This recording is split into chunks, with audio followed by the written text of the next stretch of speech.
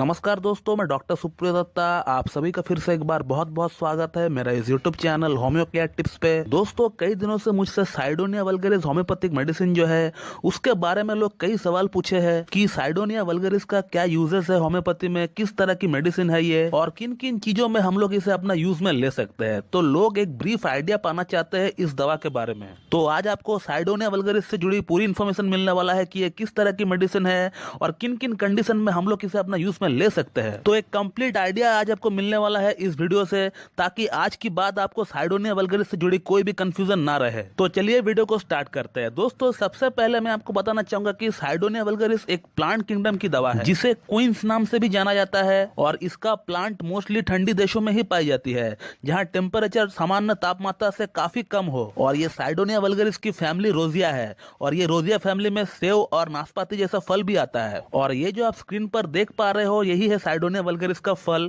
इसी को एक्सट्रैक्ट करके इसका मदर टिंचर बनाई जाती है और उसी मदर टिंचर को बाद में डायनामाइजेशन करके इसका 30 CH 200 CH जो डायल्यूशन वाली मेडिसिन होती है उसको कन्वर्ट किया जाता है। और अब बात करते हैं कि होम्योपैथी में इस दवा को किन किन कंडीशन में यूज किया जाता है। तो खास तौर से मेल सेक्सुअल कंप्लेंट में इसका सबसे बढ़िया रिजल्ट देखने को मिला है। और जिन लोगों का माइक्रो पेनिस की शिकायत होता है, यानी लिंग का लंबाई और मोटाई को लेकर जो लोग परेशान है, अनसेटिस्फाइड है, तो कहने का मतलब जिन लोगों का लिंग का साइज एबनॉर्मल है, जो एक नॉर्मल व्यक्ति का हाइट के अकॉर्डिंग उसकी लिंग का साइज होना चाहिए आफ्टर इरेक्शन, अगर किसी में कम है तो इस दवा का मदद से साथ में एक दो और दवाओं का मदद से लिंग का साइज को नॉर्मल किया जा सकता है जिन लोगों का एबनॉर्मल है। अब आप लोगों में से बहुत लोग मुझसे ये सवाल भी करेंगे कि सर हमारा लिंग का साइज नॉर्मल है या फिर एबनॉर्मल है, ये हमें कैसे पता चलेगा। तो यहाँ पर मैं आप लोगों को बताना चाहूंगा कि आप जो है इंटरनेट का इस्तेमाल कर सकते हैं, फिर आप चेक कर सकते हैं कि आपकी हाइट के अकॉर्डिंग आपका लिंग का साइज आफ्टर इरेक्शन आ रहा है कि नहीं। लेकिन ये कंट्री टू कंट्री वेरी करता है। इंडिया की अगर बात करें तो इंडिया की एवरेज साइज जो है वो है 4.5 इंच से 5 इंच तक का आफ्टर इरेक्शन के बाद होना चाहिए। मैं एक एग्जांपल देता हूं ताकि आपको समझने में सुविधा हो। सपोज मान लीजिए कि किसी का अगर हाइट है 5 फीट 5 इंच, तो उसका लिंग का size after erection minimum 4 inch तक होना चाहिए। और अगर आपका साइज अगर आफ्टर इरेक्शन अगर 4 इंच तक आ रहा है तो फिर वो बिल्कुल नॉर्मल है। उसके लिए आप जो है ना घबराए और ना ही किसी के पास जाए ट्रीटमेंट के लिए, क्योंकि वो जो है बिल्कुल नॉर्मल है। हाँ, अगर आपका हाइट 5 फीट 5 इंच है और अगर आपका लिंग का साइज आफ्टर इरेक्शन अगर 3.5 इंच तक आ रहा है तो फिर ये जो है एक मेडिकल कंडीशन है। इसके लिए आप बिल्कुल ट्रीटमेंट ले, आपको जो है बहुत बढ़िया रिजल्ट मिलेगा होम्योपैथी से। अब दोस्तों, आप लोगों का माइंड में और एक सवाल भी आ रहा होगा कि सर साइडोनिया वल्गरिस के साथ हमें कौन सा मेडिसिन लेना चाहिए, उस मेडिसिन का नाम आप हमें क्यों नहीं बता देते हैं ताकि हम भी उस मेडिसिन को कंटिन्यू कर सके साइडोनिया वल्गरिस के साथ। तो दोस्तों, इस सवाल का जवाब मैं पहले भी बहुत बार दे चुका हूं, फिर और एक बार दे देता हूं। तो दोस्तों, होम्योपैथी की जो प्रिंसिपल है वो एलोपैथी जैसा नहीं है। यहाँ एक ही प्रॉब्लम, एक ही समस्या के लिए अलग अलग मेडिसिन अलग अलग लोगों को देना पड़ता है। हो सकता है आपका और मेरा प्रॉब्लम सेम क्यों ना हो, लेकिन फिर भी इसका कोई गारंटी नहीं है कि जिस दवा से आपको आराम मिल रहा है उसी दवा से मुझे भी आराम मिलेगा। अब आप कहेंगे ऐसा क्यों?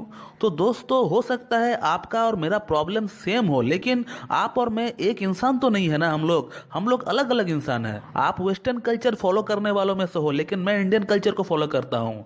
आपका रंग गोरा है बट मेरा रंग सांवला है। आपको ठंडी चीजें पसंद है लेकिन मुझे गर्म चीजें पसंद है। ऐसी और भी ढेरों चीजें हैं जो कि केस टेकिंग के दौरान जाना जाता है, फिर उसको रेपर्टराइज किया जाता है, फिर उसके बाद जो मोस्ट सिमिलर मेडिसिन निकलता है वो वाली मेडिसिन पेशेंट को दिया जाता है दोस्तों। और इसी को कॉन्स्टिट्यूशनल मेडिसिन कहते हैं। तो मैं आशा करता हूँ कि आपको इस सवाल का जवाब जरूर मिल गया होगा। तो सिर्फ इस कंडीशन में आपको साइडोनिया वल्गरिस को इस तरह से यूज करना होता है। बाकी जो कंडीशन जो मैं आपको आगे अभी बताने वाला हूँ उस केस में आप इस दवा को ऐसे ही ले सकते हो, लेकिन इस पर्टिकुलर प्रॉब्लम के लिए आपको जो इस दवा को ऐसे ही यूज करना होगा दोस्तों। और अब आगे बात करते हैं कि अगर किसी को प्रोस्टेट में कोई अगर इन्फेक्शन हो गया हो, जिस कंडीशन को मेडिकल टर्म पर पोस्टाइटिस कहते हैं, या बीपीएच यानी बेनाइन प्रोस्टेटिक हाइपरप्लेजिया, जहां प्रोस्टेट का साइज पेशेंट का बढ़ चुका होता है यानी एनलार्ज्ड हो चुका होता है, जिसके कारण पेशेंट को यूरिन पास आउट के लिए बार बार जाना पड़ता है और पेशाब में जलन दर्द भी होता है। तो इस तरह की सभी प्रोस्टेट से जुड़ी कंडीशन में हम लोग जो है साइडोनिया वल्गरिस को बिल्कुल अपना यूज में ले सकते हैं। तो दोस्तों, इस दवा का असर खास तौर से मेल जेनाइटो यूरिनरी ऑर्गन पर ही देखने को मिलता है। अब चाहे पेशेंट को प्रीमैच्योर इजैकुलेशन हो रहा हो या फिर किसी प्रकार का इरेक्टाइल डिसफंक्शन हो रहा हो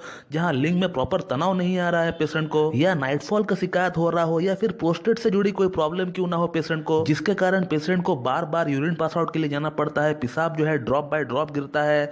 इसके अलावा पेशेंट का यूरेथ्रा में बहुत ज्यादा दर्द और जलन भी देखने को मिलता है, या ऐसा भी हो सकता है कि प्रोस्टेट का साइज बड़ा हो गया हो, एनलार्ज हो गया हो, या फिर वहां कोई इन्फेक्शन हो गया हो। तो इस तरह की सभी कंडीशंस में हम लोग जो है बखूबी साइडोनिया वल्गरिस को इस्तेमाल कर सकते हैं। दोस्तों इसका अगर डोजेस की बात करें तो मैं साइडोनिया वल्गरिस का मदर टिंचर को ही ज्यादा प्रीफर करता हूं। तो साइडोनिया वल्गरिस का मदर टिंचर का 10-10 बूंद करके दिन में 3 बार हाफ कप पानी में मिलाकर ले लेना चाहिए दोस्तों। और कम से कम आपको इस तरह से इस दवा को 5 से 6 महीना तक यूज करना होगा ताकि इस दवा का आपको 100% और बढ़िया रिजल्ट मिल सके। और मैं मेरा क्लिनिकल प्रैक्टिस की अगर बात करूं तो इस दवा का बेहतरीन रिजल्ट हमें देखने को मिला है।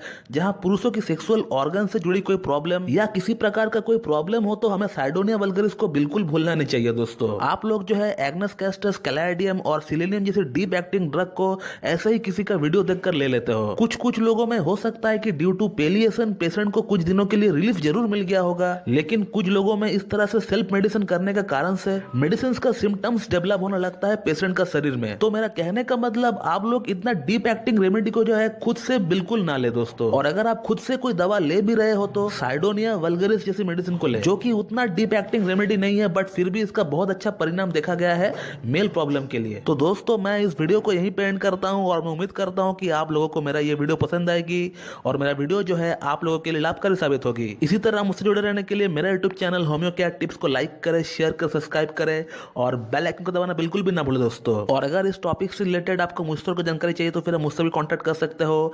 मैं मेरा व्हाट्सएप नंबर और ईमेल आईडी दोनों वीडियो के डिस्क्रिप्शन बॉक्स में दे दूंगा। So thank you very much and have a good day.